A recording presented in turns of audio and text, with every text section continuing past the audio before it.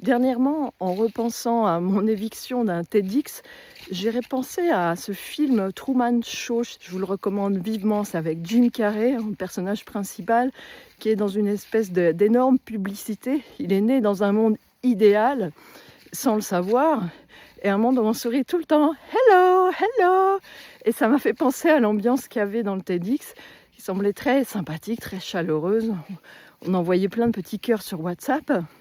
Mais le problème de ce maquillage positif, c'est que derrière, il y a des choses beaucoup moins reluisantes.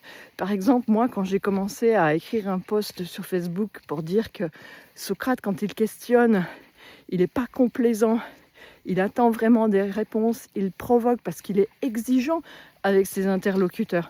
Ça n'a pas plu du tout à la personne qui organisait ce TEDx. Elle a trouvé ça très choquant, c'était pas dans la pensée positive. Et du coup, derrière le masque bienveillant, en fait, on voit qu'il peut y avoir une violence, d'ailleurs comme on le voit dans le film Truman Show, parce que quand Truman commence à se poser des questions, eh bien, on devient très violent avec lui. Et là, c'est la même chose.